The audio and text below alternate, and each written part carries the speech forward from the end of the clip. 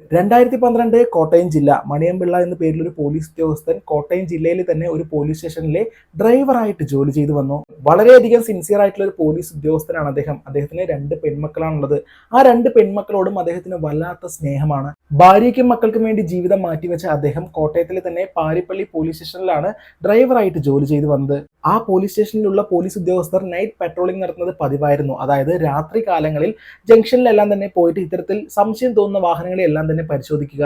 അങ്ങനെ ജൂൺ 15, 2012 മണിയമ്പിള്ള തന്റെ സീനിയർ ഉദ്യോഗസ്ഥന്മാരോടൊപ്പം കുളമട എന്ന് പറയുന്ന സ്ഥലത്ത് ഇത്തരത്തിൽ പെട്രോളിംഗ് നടത്തിക്കൊണ്ടിരിക്കുകയായിരുന്നു. തുടർന്ന് പരിശോധിച്ചുകൊണ്ടിരിക്കുന്ന ആ ഒരു സമയത്ത് വെള്ള കളറിലുള്ള ഒരു മാരുതി വാൻ ആ ഒരു ഭാഗത്തേക്ക് വന്നു. അതായത് ആംബുലൻസ് എന്ന് തോന്നിപ്പിക്കുന്ന രീതിയിലുള്ള ഒരു വാൻ.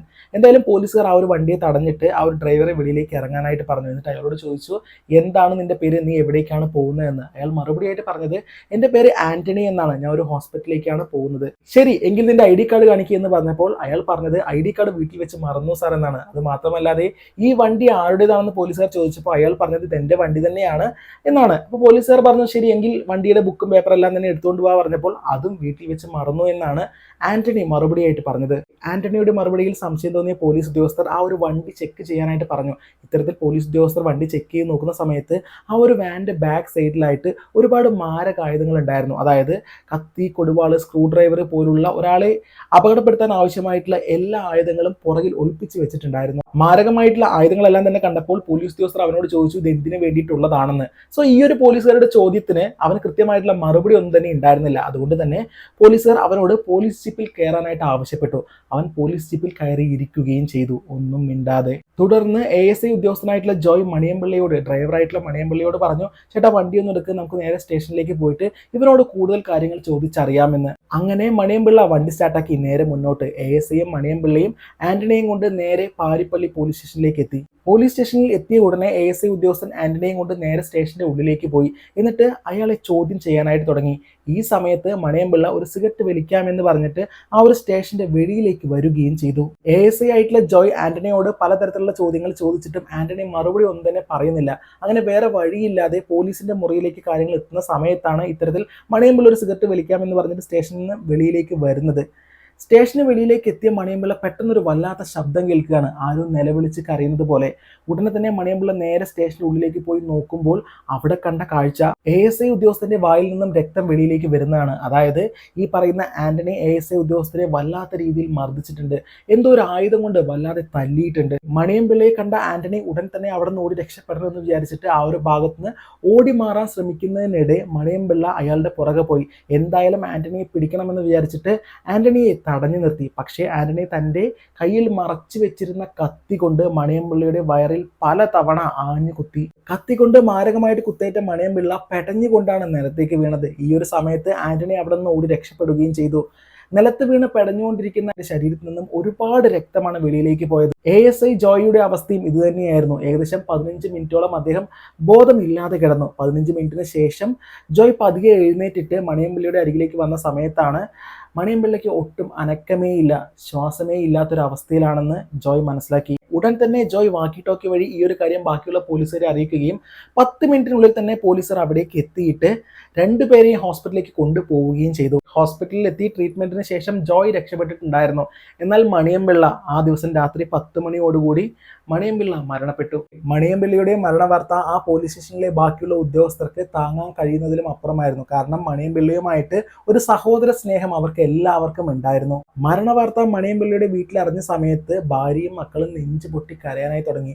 ഒരു പോലീസ് ഉദ്യോഗസ്ഥന്റെ അവസ്ഥ തന്നെ ഇതാണ് എന്ന് വിചാരിച്ചിട്ട് ഈ ഒരു കേസിനെ വളരെയധികം സീരിയസ് ആയിട്ട് പോലീസുകാർ കാണുകയാണ്. അതുകൊണ്ട് തന്നെ പുതിയൊരു ടീമിനെ ഫോം ചെയ്തിട്ട് അവർ ഈ ഒരു കേസിലെ പ്രതിയെ അന്വേഷിക്കാനായി തുടങ്ങി. അന്വേഷണത്തിന്റെ ആദ്യഘട്ടമായിട്ട് പോലീസ് ഉദ്യോഗസ്ഥർ ആന്റണിയുടെ വണ്ടിയാണ് കൂടുതലായിട്ട് പരിശോധിച്ചിട്ടുണ്ടായിരുന്നത്. അതായത് ആ ദിവസം ഉണ്ടായ വെപ്രാളത്തിൽ ആന്റണി വണ്ടി എടുക്കാതെയാണ് ഓടി രക്ഷപ്പെട്ടിരിക്കുന്നത്.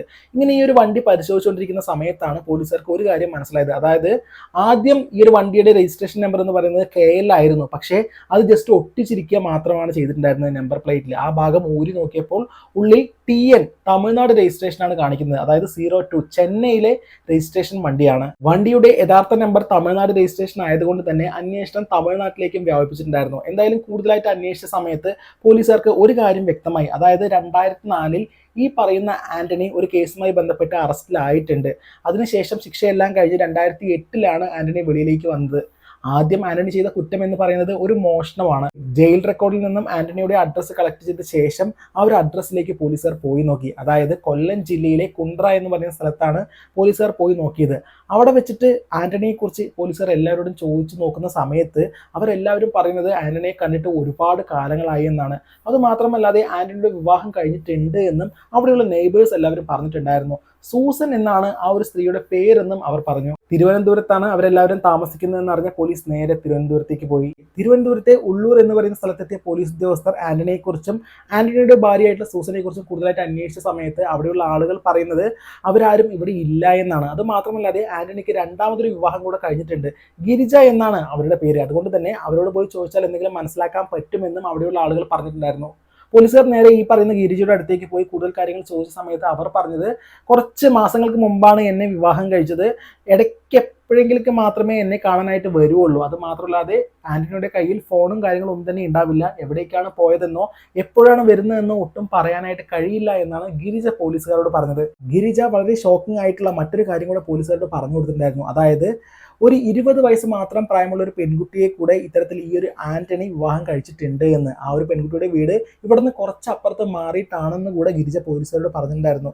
എന്തായാലും അവരോട് പോയി ചോദിച്ചാൽ ചിലപ്പോൾ എന്തെങ്കിലും മനസ്സിലാക്കാൻ കഴിയുമെന്ന് പറഞ്ഞ സമയത്ത് പോലീസുകാർ നേരെ ഈ പറയുന്ന പെൺകുട്ടിയുടെ വീടിനടുത്തേക്ക് പോയിട്ട് പോലീസുകാർ ആ ഒരു വീടിൻ്റെ ഡോറ് തട്ടിയ സമയത്ത് ആ ഒരു വീടിനുള്ളിൽ നിന്നും ഒരു സ്ത്രീ 20 വയസ്സുള്ള ഒരു സ്ത്രീ വെളിയിലേക്ക് വന്നു. പക്ഷെ അവിടെ മറ്റൊരു പുരുഷൻ ഉണ്ടായിരുന്നു. വാതിൽ തുറന്ന് വെളിയിലേക്ക് വന്ന ആ സ്ത്രീയോട് പോലീസുകാർ ചോദിച്ചു, എന്താണ് നിങ്ങളുടെ ഭർത്താവിന്റെ പേരെന്ന്. അവർ പറഞ്ഞു ആന്റണി എന്നാണെന്ന്.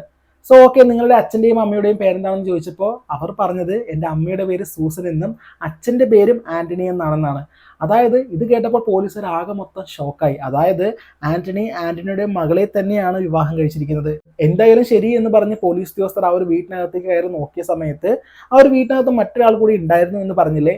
സോ ഇത് ആരാണെന്ന് ആ പെൺകുട്ടിയോട് ചോദിച്ച സമയത്ത് ഈ പെൺകുട്ടി ജോലി ചെയ്യുന്ന സ്ഥലത്തുള്ള ഒരു വ്യക്തിയാണ്. സോ ഇയാളുമായിട്ടാണ് ഇപ്പോൾ ഈ ഒരു പെൺകുട്ടിക്ക് ബന്ധമുള്ളത്. ആന്റണിയുമായിട്ട് യാതൊരു ബന്ധവും ഇല്ല എന്നും ആന്റണി ഇങ്ങോട്ട് വരാറില്ല എന്നും ആ പെൺകുട്ടി പോലീസുകാരോട് പറഞ്ഞു കൊടുത്തു. ഇങ്ങനെ ഒരു മറുപടി പറഞ്ഞത് കൊണ്ട് മാത്രം ആ സ്ത്രീയെ വെറുതെ വിടാനായിട്ട് പോലീസ് ഉദ്യോഗസ്ഥർ തീരുമാനിച്ചിട്ടുണ്ടായിരുന്നില്ല. അവരോട് കൂടുതൽ കാര്യങ്ങൾ വീണ്ടും ചോദിച്ച സമയത്താണ് അവർ സത്യം പറഞ്ഞത്. അതായത് ആ ഒരു കൊലപാതകം നടത്തിയ ശേഷം ആന്റണി നേരെ വന്നത് ഇവരുടെ അടുത്തേക്കാണ്. അതായത് ഈ പറയുന്ന സ്ത്രീയുടെയും ഈ സ്ത്രീയുടെ അമ്മയായിട്ടുള്ള സൂസൻ എന്ന് പറയുന്ന അവരുടെ അടുത്തേക്കുമാണ് അയാൾ ആദ്യം വന്നിട്ടുണ്ടായിരുന്നത്. സൂസൻ എന്ന് പറയുന്നത് നിങ്ങൾക്ക് മനസ്സിലായില്ലേ, ആദ്യം ഞാൻ പറഞ്ഞില്ലേ, സൂസനാണ് ആന്റണിയുടെ ആദ്യത്തെ ഭാര്യ. സൂസനും മകളും ഒരുമിച്ച് തന്നെയാണ് താമസിച്ചിട്ടുണ്ടായിരുന്നത്. ആ ഒരു വീട്ടിലേക്ക് തന്നെയാണ് ആന്റണി കയറി വന്നതും ആ ഒരു കൊലപാതകത്തിന് ശേഷം. സോ ആന്റണിക്ക് ആവശ്യമായിട്ടുള്ള കാര്യങ്ങളെല്ലാം തന്നെ അമ്മയും മകളും കൂടെ ചെയ്തു കൊടുത്തിട്ടുണ്ടായിരുന്നു. അതായത് ആന്റണിയെ ഒളിവിൽ താമസിക്കാനുള്ള എല്ലാ സഹായങ്ങളും ഈ അമ്മയും മകളും കൂടെ ചെയ്തു കൊടുത്തിട്ടുണ്ടായിരുന്നു. അത് മാത്രമല്ലാതെ ഇവരുടെ കാര്യം നോക്കുകയാണെങ്കിൽ ഈ പെൺകുട്ടിക്ക്, അതായത് സൂസന്റെ മകൾക്ക് 18 വയസ്സായ സമയത്ത് എന്തിനു വേണ്ടിയിട്ടാണ് ഇവളെ വെളിയിൽ ഒരാൾക്ക് വിവാഹം കഴിച്ചു കൊടുക്കുന്നത്, ഞാൻ തന്നെ ഇവളെ വിവാഹം കഴിക്കാമെന്ന് പറഞ്ഞിട്ടാണ് ആന്റണി ഇവരെ വിവാഹം കഴിച്ചത്, ഈ പെൺകുട്ടിയെ, ഈ മകളെ വിവാഹം കഴിച്ചത്. ഒരുവിധം കാര്യങ്ങളെല്ലാം തന്നെ മനസ്സിലാക്കിയ പോലീസ് ഉദ്യോഗസ്ഥർ ഈ അമ്മയെയും മകളെയും അറസ്റ്റ് ചെയ്ത് കസ്റ്റഡിയിലാക്കി. എന്തായാലും ആന്റണിയെ കുറിച്ച് കൂടുതലായിട്ട് അന്വേഷിക്കാൻ വേണ്ടിയിട്ട് തമിഴ്നാട്ടിലും അന്വേഷണം വ്യാപിപ്പിച്ചിട്ടുണ്ടായിരുന്നു എന്നെല്ലാം തന്നെ പറഞ്ഞില്ലേ. അതിൻ്റെ അടിസ്ഥാനത്തിലായിരിക്കണം കൂടുതലായിട്ട് അന്വേഷിച്ച സമയത്ത് ആന്റണിയെ കുറിച്ച് വളരെ ഷോക്കിംഗ് ആയിട്ടുള്ള കാര്യങ്ങളാണ് പോലീസുകാർ മനസ്സിലാക്കിയത്. അതായത് 200-ലധികം കേസുകളുണ്ട് ആന്റണിക്ക് കേരളത്തിലും തമിഴ്നാട്ടിലുമായിട്ട്. അതായത് മോഷണ ശ്രമം, അതുപോലെ തന്നെ ട്രെയിനിൽ കയറി മോഷ്ടിക്കുക, ബസ്സിൽ പോയിട്ട് മാല മോഷ്ടിക്കുക, ഇങ്ങനെ ഒരുപാട് കേസുകളുണ്ട് ആന്റണിക്കെതിരായിട്ട്. ഇത്തരത്തിലുള്ള ഗോൾഡ് മോഷണങ്ങൾക്ക് മുമ്പ് ആന്റണി ചെയ്തത് മറ്റൊരു കാര്യമാണ്. അതായത് ആദ്യമായിട്ട് ആന്റണി മോഷ്ടിക്കുന്നത് ആടുകളെയാണ്. ആടുകളെ മോഷ്ടിച്ചിട്ടാണ് ആന്റണി വിൽപ്പന നടത്തിയിട്ടുണ്ടായിരുന്നത്. അതുകൊണ്ട് തന്നെ ആദ്യകാലത്ത് ആന്റണിയുടെ വിളിപ്പേരെന്ന് പറയുന്നത് ആഡ് ആന്റണി എന്നാണ്. ആന്റണി ഒരു സാധാരണ വ്യക്തിയല്ല, അതിക്രൂരനായിട്ടുള്ള ഒരു കുറ്റവാളിയാണെന്ന് മനസ്സിലാക്കിയ പോലീസ് ഉദ്യോഗസ്ഥർ ഉടൻ തന്നെ ലുക്കൌട്ട് നോട്ടീസ് പുറപ്പെടുവിച്ചു. അതായത് ആന്റണിയുടെ പല രൂപത്തിലുള്ള മുട്ടയടിച്ചിട്ട്, മീശ മാത്രം വെച്ചിട്ട്, ബുൾഗാൻ തടി വെച്ചിട്ട്, ഇങ്ങനെ രീതിയിലുള്ള പലതരത്തിലുള്ള ഫോട്ടോസ് പല സ്ഥലങ്ങളിലായിട്ട് പതിച്ചു. ഇവനെക്കുറിച്ച് അറിയുകയാണെങ്കിൽ തീർച്ചയായിട്ടും ഞങ്ങളെ വിളിച്ച് അറിയിക്കണം എന്നെല്ലാം തന്നെ പറഞ്ഞിട്ട്. അത് മാത്രമല്ലാതെ സോഷ്യൽ മീഡിയയിൽ ഇപ്പോൾ ജസ്റ്റിസ് ഫോർ മണിയമ്പിള്ള എന്ന് പറഞ്ഞിട്ട് സെപ്പറേറ്റ് ഒരു പേജ് എല്ലാം തന്നെ സ്റ്റാർട്ട് ചെയ്തിട്ട് സോഷ്യൽ മീഡിയ വഴിയും ഈ ഒരു കാര്യങ്ങളെല്ലാം തന്നെ പ്രചരിപ്പിച്ചിട്ടുണ്ടായിരുന്നു. ആന്റണിയുടെ മുഖം പല രീതിയിലാക്കിയിട്ട് പോലീസുകാർ ലുക്കൌട്ട് നോട്ടീസ് ഒട്ടിക്കാനുള്ള കാരണമുണ്ട്. അതെന്താണെന്ന് വെച്ചാൽ ഇത്തരത്തിൽ വേഷം മാറാനായിട്ട് ആന്റണിക്ക് പ്രത്യേകമായിട്ടൊരു കഴിവുണ്ട്. അയാൾ പല സ്ഥലത്ത് നിന്നിരുന്നത് പല രീതിയിലാണ്. ഒരു സ്ഥലത്ത് ഫുള്ളായിട്ട് മൊട്ടയടിച്ചിട്ടായിരിക്കും, പിറ്റേ സ്ഥലത്ത് ബുൾഗൻ താടി വെച്ചിട്ടായിരിക്കും, മറ്റൊരു സ്ഥലത്ത് മീശ മാത്രം വെച്ചിട്ടായിരിക്കും. ഇങ്ങനെ പല രീതിയിലാണ് ആന്റണി പ്രത്യക്ഷപ്പെടുക ജനങ്ങൾക്ക് മുന്നിൽ. ആന്റണിയുടെ ഈ ഒരു കേസ് നടക്കുന്ന സമയത്ത്, അതായത് ലുക്കൌട്ട് നോട്ടീസ് എല്ലാം തന്നെ പുറപ്പെടുവിച്ച ആ ഒരു സമയത്ത് എനിക്ക് നല്ല ഓർമ്മയുണ്ട്. ഞാൻ ഇത്തരത്തിൽ പാലക്കാട് ടൗണിന്റെ ഭാഗത്തെങ്ങാണ്ട് പോയി നോക്കിയ സമയത്ത് അവിടെ KSRTC സ്റ്റാൻഡിന്റെ അവിടെ ഇത്തരത്തിൽ ആന്റണിയുടെ പലതരത്തിലുള്ള ഫോട്ടോസ് എല്ലാം തന്നെ ഒട്ടിച്ചിട്ടുണ്ടായിരുന്നു. ആളെ കാണുന്നവർ അറിയിക്കുക എന്നെല്ലാം തന്നെ പറഞ്ഞിട്ട്. അങ്ങനെ ഏകദേശം 2.5 വർഷത്തോളം പോലീസുകാർ ആന്റണിയെ അന്വേഷിച്ചുകൊണ്ടേയിരുന്നു. പക്ഷേ ആന്റണിയെ കുറിച്ച് യാതൊരു തുമ്പും പോലീസുകാർ കിട്ടിയില്ല. എന്തായാലും ആന്റണിയെ കുറിച്ച് കൂടുതലായിട്ട് അന്വേഷിച്ചുകൊണ്ടിരിക്കുന്ന ആ ഒരു സമയത്ത് പോലീസുകാർ ഒരുപാട് കാര്യങ്ങൾ മനസ്സിലാക്കിയിട്ടുണ്ടായിരുന്നു. അതായത് ആന്റണിക്ക് സ്ത്രീകളോടും പണത്തിനോടും വല്ലാത്ത ഭ്രമമാണ്. അതായത് ഒരിക്കലും അടങ്ങാൻ കഴിയാത്ത ഭ്രമമാണ് അയാൾക്കുള്ളത്. അയാൾക്ക് 9 സ്ത്രീകളുമായിട്ട് ഇത്തരത്തിൽ അയാൾ വിവാഹം കഴിച്ചിട്ട് 9 സ്ത്രീകളെ. ഈ 9 സ്ത്രീകളെ വിവാഹം കഴിച്ചത് പരസ്പരം പല സ്ത്രീകൾക്കും അറിയില്ല. അത് മാത്രമല്ലാതെ വേറെ 11 സ്ത്രീകളുമായിട്ട് ഇയാൾക്ക് ലിവിങ് റിലേഷൻഷിപ്പും ഉണ്ടായിരുന്നു. അതായത് ഇയാൾക്ക് ആരെയാണോ കാണാനായിട്ട് തോന്നുന്നത് നേരെ അവരുടെ അടുത്തേക്ക് പോവുക, അവരുടെ കൂടെ 1-2 ദിവസം താമസിക്കുക, അതിനുശേഷം മറ്റൊരാളുടെ അടുത്തേക്ക് പോവുക. ഇങ്ങനെ ഒരു പ്രത്യേകതരം ജീവിത രീതിയായിരുന്നു ആഡ് ആന്റണിയുടേത്. ഇതിൽ മറ്റൊരു കാര്യം കൂടി ഉണ്ട് കേട്ടോ. അതായത് ആഡ് ആന്റണി ഇത്തരത്തിൽ ബന്ധം തുടർന്നു കൊണ്ടുപോയിട്ടുള്ള സ്ത്രീകൾക്ക് എല്ലാവർക്കും മറ്റു പുരുഷന്മാരും ഉണ്ട്. അതായത് മറ്റു പുരുഷന്മാരായിട്ട് ബന്ധവും ഈ സ്ത്രീകൾക്ക് എല്ലാവർക്കും ഉണ്ട്. ആന്റണിക്ക് സ്ത്രീകളോടുള്ള മനോഭാവം എന്താണെന്നുള്ളത് ഇനി ഒരു കാര്യം പറയുമ്പോൾ നിങ്ങൾക്ക് വ്യക്തമാവും. അതായത് ആന്റണിക്ക് ഏഞ്ചൽ എന്ന പേരിൽ ഒരു ഭാര്യയുണ്ട്. ഈ ഒരു ഭാര്യയ്ക്ക് ഒരു അനുജത്തിയുമുണ്ട്. ആ ഒരു അനുജത്തിയുടെ വിവാഹം കഴിഞ്ഞതാണ്. അവർക്ക് വേറെ ഭർത്താവും കുട്ടികളൊക്കെ ഉണ്ട് കേട്ടോ. അങ്ങനെ ഒരു ദിവസം ആന്റണി ഏഞ്ചലിന്റെ വീട്ടിലേക്ക് വന്ന സമയത്ത് ഏഞ്ചലിന്റെ അനുജത്തിയെ യാദൃച്ഛികമായിട്ട് കാണുകയാണ്. സോ ഈ ഒരു അനുജത്തിയുമായിട്ടും ആന്റണി തന്റെ ശാരീരിക ബന്ധം തുടർന്നു എന്നാണ് പറയുന്നത്. അതായത് ആ ഒരു അനുജത്തിക്കും ആന്റണി ഒരുപാട് സ്വർണ്ണാഭരണങ്ങളും കാര്യങ്ങളെല്ലാം തന്നെ കൊടുത്തിട്ട് അവരെയും തന്റെ വശത്തേക്കാക്കി മാറ്റി ആന്റണി. തുടർന്ന് എങ്ങും എത്താത്ത ആഡ് ആന്റണിയെ തേടിയിട്ടുള്ള അന്വേഷണം പോലീസുകാർ മുന്നോട്ട് കൊണ്ടുപോയി. ഇങ്ങനെ പോയിക്കൊണ്ടിരിക്കുന്ന സമയത്ത്, അതായത് മണിയമ്പിള്ള മരിച്ചിട്ട് ഏകദേശം 3 വർഷങ്ങൾക്ക് ശേഷം 2015 പാലക്കാട് നിന്നും പോലീസ് ഉദ്യോഗസ്ഥന്മാർക്ക് ഒരു ഫോൺ കോൾ വരികയാണ്. അതായത് ആ ഒരു ഫോണിൽ വിളിച്ച വ്യക്തി പോലീസ് ഉദ്യോഗസ്ഥരോട് പറഞ്ഞത്, നിങ്ങൾ അന്വേഷിച്ചുകൊണ്ടിരിക്കുന്ന ആഡ് ആന്റണിയെ ഞാൻ കണ്ടു എന്നാണ്. പാലക്കാടുള്ള ഒരു വീട്ടിലേക്ക് അയാൾ വന്നു പോവാറുണ്ട് എന്നാണ് അയാൾ പോലീസുകാരോട് വിളിച്ച് പറഞ്ഞത്. ഉടൻ തന്നെ നിങ്ങൾ ഇങ്ങോട്ട് വരണമെന്ന് വിളിച്ചയാൾ ആവശ്യപ്പെട്ടപ്പോൾ പോലീസുകാർ പോലീസ് യൂണിഫോമിലല്ല അങ്ങോട്ട് പോയത്, വേഷം മാറിയിട്ടാണ് ആ ഒരു ഭാഗത്തേക്ക് പോയിട്ടുണ്ടായിരുന്നത്. അതായത് പോലീസാണെന്ന് അറിഞ്ഞു കഴിഞ്ഞാൽ ആഡ് ആന്റണി അവിടെ നിന്ന് രക്ഷപ്പെടുമെന്ന് പോലീസുകാർക്ക് അത്ര ഉറപ്പായിരുന്നു. തുടർന്ന് അന്വേഷണ ഉദ്യോഗസ്ഥർ പാലക്കാട്ടിലെ ആ ഒരു വീട് വളഞ്ഞിട്ട് ആഡ് ആന്റണിയെ ആ ഒരു വീട്ടിനകത്ത് നിന്നും അറസ്റ്റ് ചെയ്ത ശേഷം നീ എപ്പോഴാണ് ഇത്തരത്തിൽ പാലക്കാട്ടേക്ക് വന്നത് എന്നെല്ലാം തന്നെ ചോദിച്ച സമയത്ത് ആഡ് ആന്റണി പറഞ്ഞത്, ഒരാഴ്ചയായിട്ടും ഞാൻ ഈ ഒരു ഭാഗത്തേക്ക് വന്നിട്ട് എന്നാണ്. അതായത് ആന്റണിയെ അറസ്റ്റ് ചെയ്തത് ഏഞ്ചൽ എന്ന പേരുള്ള സ്ത്രീയുടെ വീട്ടിൽ നിന്നുമാണ്. ഏഞ്ചലിന് ഭർത്താവും മക്കളും എല്ലാവരും ഉണ്ട്. ആന്റണി ഇത്തരത്തിൽ ഞാൻ നിന്റെ വീട്ടിലേക്ക് വരുന്നുണ്ട് എന്ന് ഏഞ്ചലിന് ഇൻഫർമേഷൻ കൊടുത്ത ശേഷം ഏഞ്ചൽ ഭർത്താവിനെയും മക്കളെയും ഓരോ നുണ പറഞ്ഞിട്ട് മറ്റൊരു ഭാഗത്തേക്ക് അയക്കുകയും ആന്റണിയുമായിട്ട് ഒരാഴ്ച വളരെ സന്തോഷത്തോടു കൂടി ജീവിച്ചു വരികയും ചെയ്യുകയായിരുന്നു. അപ്പോഴാണ് ഈ പറയുന്ന ഏഞ്ചലിന്റെ ഭർത്താവിന്റെ ഫ്രണ്ട് ഒരു ദിവസം ഈ വീട്ടിലേക്ക് അദ്ദേഹത്തിന്റെ സുഹൃത്തിനെ കാണാനായിട്ട് വരുന്നത്. ഇങ്ങനെ വരുന്ന സമയത്ത് ആ വീട്ടിനകത്ത് ആന്റണിയെ അയാൾ കണ്ടു.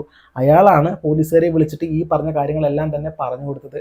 എന്തായാലും ആഡ് ആന്റണിയെ അറസ്റ്റ് ചെയ്ത പോലീസ് 23 സാക്ഷികളെയും അതുപോലെ തന്നെ 90 കേസുകളും ഉൾപ്പെടുത്തിയിട്ട് ചാർജ് ഷീറ്റ് തയ്യാറാക്കിയ ശേഷം 90 ദിവസത്തിനുള്ളിൽ തന്നെ ആന്റണിയെ കോടതിയിൽ ഹാജരാക്കി. കോടതി ആഡ് ആന്റണിക്ക് കൊടുത്ത ശിക്ഷ എന്ന് പറയുന്നത് ജീവപര്യന്തമാണ്. അത് മാത്രമല്ലാതെ ആഡ് ആന്റണിയെ സംരക്ഷിക്കാനായിട്ട് സഹായിച്ച ആന്റണിയുടെ ഭാര്യയെയും, അതായത് 2 ഭാര്യയെയും പോലീസുകാർ അറസ്റ്റ് ചെയ്യുകയും അവരെയും ജയിലിൽ അടയ്ക്കുകയും ചെയ്തു. ഈ കേസിനെ കുറിച്ച് ഇതുവരെ പറഞ്ഞതുകൊണ്ട് തന്നെ കുറച്ച് കാര്യം കൂടെ പറയാനുണ്ട്. അതായത് ഈ കേസുമായി ബന്ധപ്പെട്ട് മരിച്ചുപോയ മണിയമ്പിള്ളയുടെ കുടുംബത്തിന് 10 ലക്ഷം രൂപ ആ സമയത്തെ മുഖ്യമന്ത്രിയായിട്ടുള്ള ഉമ്മൻചാണ്ടി പ്രഖ്യാപിച്ചിട്ടുണ്ടായിരുന്നു. അത് അവർക്ക് യാതൊരു തടസ്സവും ഇല്ലാതെ കൊടുക്കുകയും ചെയ്തു. അതുമാത്രമല്ലാതെ മണിയമ്പിള്ള റിട്ടയർഡ് ആവുന്നത് 2021 വർഷത്തിലാണ്. ആ ഒരു വർഷം വരെ ആ കുടുംബത്തിന് ആ ഒരു സാലറി, മണിയമ്പിള്ളയുടെ സാലറി അതേപോലെ തന്നെ പോകുമെന്നും ഉമ്മൻചാണ്ടി പറഞ്ഞിട്ടുണ്ടായിരുന്നു. അത് മാത്രമല്ലാതെ അതിന് ശേഷമുള്ള പെൻഷനും യാതൊരു തടസ്സവും ഇല്ലാതെ ആ കുടുംബത്തിന് ലഭിക്കും. കഴിഞ്ഞിട്ടില്ല. ഇതൊന്നും കൂടാതെ മണിയമ്പിള്ളയുടെ ഒരു മകൾക്ക് ഗവൺമെന്റ് ജോലിയും കൊടുത്തു. ജയിലിൽ കഴിയുന്ന ആഡ് ആന്റണിയെ കുറിച്ച് പുതിയതായിട്ടുള്ള ന്യൂസ് എന്ന് പറയുന്നത്, ആന്റണിയുടെ കണ്ണിന്റെ ഒരു ഭാഗത്തിന്റെ കാഴ്ച പൂർണ്ണമായും നഷ്ടപ്പെട്ടിട്ടുണ്ടായിരുന്നു. സോ എൻ്റെ കാഴ്ച നഷ്ടപ്പെട്ടുകൊണ്ടിരിക്കുകയാണ്, അതുകൊണ്ട് എനിക്ക് നല്ല ട്രീറ്റ്മെന്റ് വേണമെന്ന് പറഞ്ഞിട്ട് ആന്റണി ഒരു പരാതിയൊക്കെ കൊടുത്തിട്ടുണ്ടായിരുന്നു. പക്ഷേ പോലീസ് ഉദ്യോഗസ്ഥർ ഈ ട്രീറ്റ്മെന്റ് എനിക്ക് ലഭിക്കാനായിട്ട് ഒരുപാട് തടസ്സം നിൽക്കുന്നു, എന്നെ അവർ അതിന് അനുവദിക്കുന്നില്ല എന്നെല്ലാം തന്നെ പറഞ്ഞിട്ട് ജയിലിൽ നിന്നും കേസും കാര്യങ്ങളെല്ലാം തന്നെ കൊടുത്ത് മുന്നോട്ട് പോകുന്നുണ്ട്. ഇപ്പോൾ എന്തായാലേ ഒരു മനുഷ്യനായിട്ട് ജനിച്ചിട്ട് എന്തെല്ലാമാണ് ചെയ്തു കൂട്ടുന്നത്, ഇനി എന്താണ് ചെയ്തു കൂട്ടാൻ ബാക്കിയുള്ളത്? ആഡ് ആന്റണിയെ കുറിച്ചുള്ള നിങ്ങളുടെ അഭിപ്രായം കമന്റ് ബോക്സിൽ അറിയിക്കുക. മറ്റൊരു വീഡിയോ ആയിട്ട് വീണ്ടും കാണാം. ബൈ.